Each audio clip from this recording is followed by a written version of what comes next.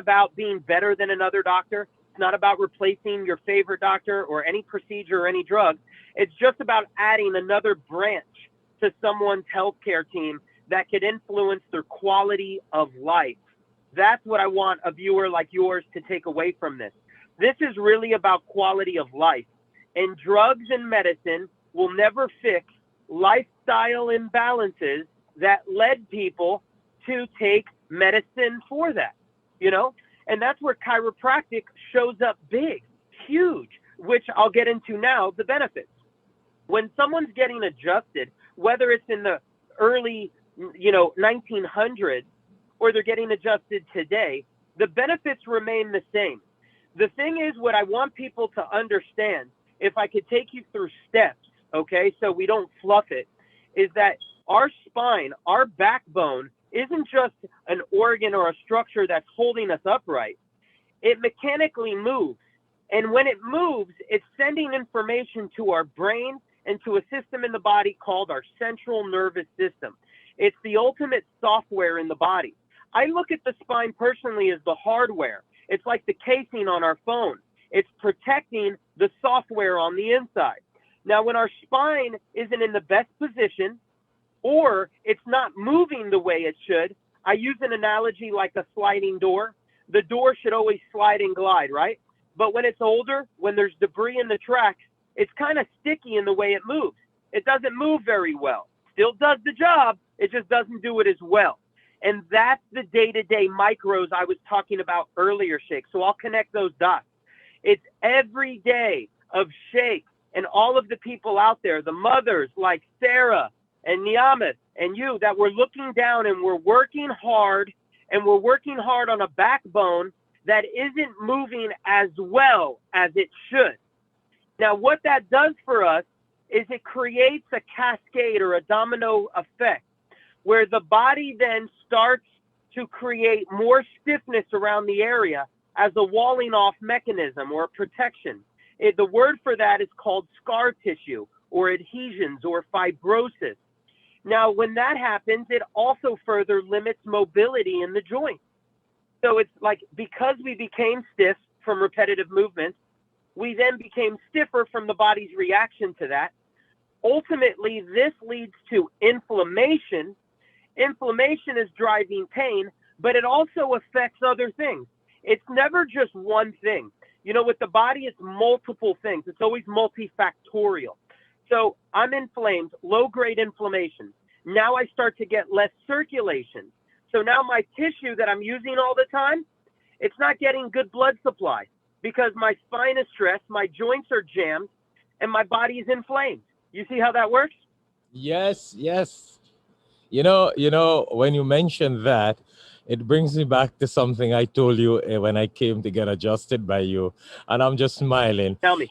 Because I sit for many, many, many hours. I Woo. love Yes, you do. driving. I will drive for days. I'm driving from here to one end of America to the next end of America. So you could understand what's happening with my spine. And that, Yeah. what you just said, answers why I'm always asking my children to walk on my back, to give me a massage on my back, give me, do some boxing on my neck because Yeah. it's Yeah. so irritated and I need some movement. And you Yeah. are totally Can I right. pause?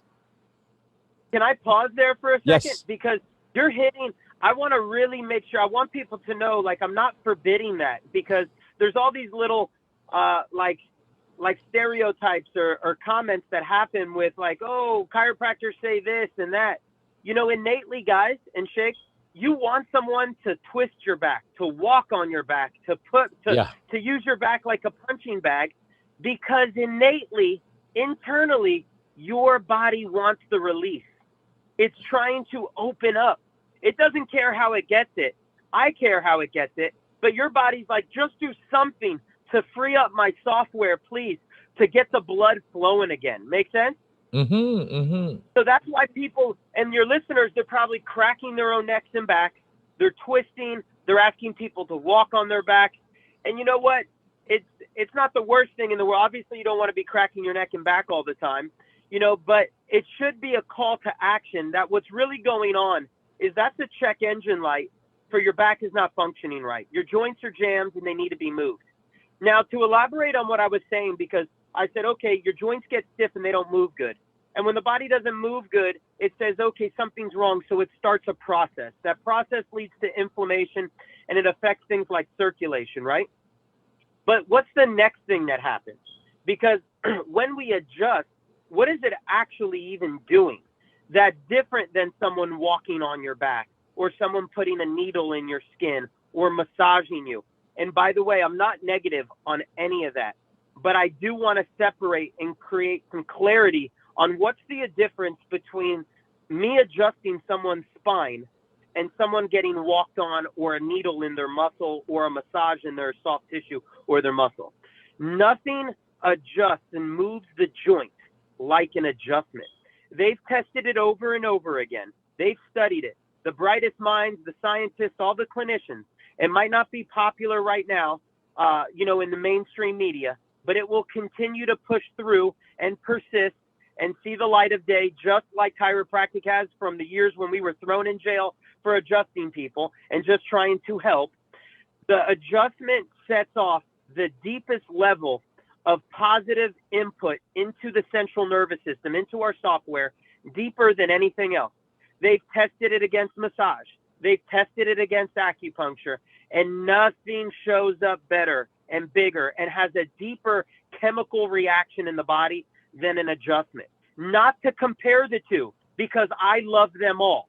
But if I had to say for someone listening, no, I'll just go get my trap rubbed and call it a day, you might be calming down the pain for a second, but you're not improving spinal health.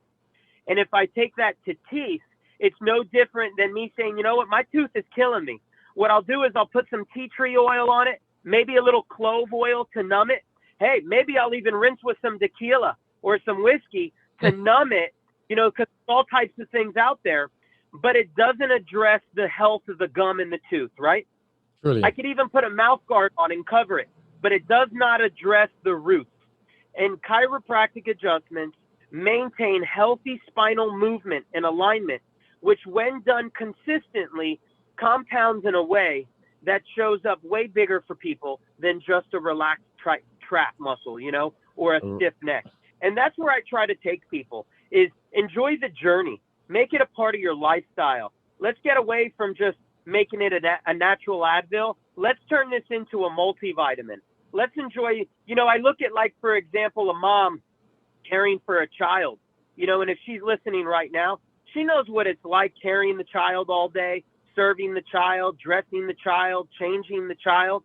If I adjust that mom and she's like, oh my God, and it resets everything for her, right? And it gives her a new foundation to say, I can show up now and have a great attitude, good energy, and be a great mom again. Should it stop there? No, because life isn't going to stop for her. So why should we stop it? Where did that even come from? This mentality of like, let's put out the fire, and then let it be. What happened to optimization? When I see you in my office, Sheikh, I could testify that you're always studying. I've never seen you not look down. Like, you're always working on your craft, So you don't look and read the Bible or the Torah or the, what's the book? The Quran. Sorry. The Quran. The Quran. You don't read the Quran, or anyone. No one reads the Quran and then says, okay, I get it. You constantly go back to it, right, Sheikh? Yes. Yeah, so it's something that's ongoing. It's forever. And that's how I'd like to take healthcare for the spine. Let's take it beyond neck and back pain. Let's take it to, what? There's a time and place for neck and back pain. Of course, we all have it. I even have it. But if we could take it beyond that, then we could start to understand the Quran the way you do. And then you could take that back into the world and really help people in a different way. Not just topically. I hate this topical stuff. I'm really not attracted to it. I like the depth.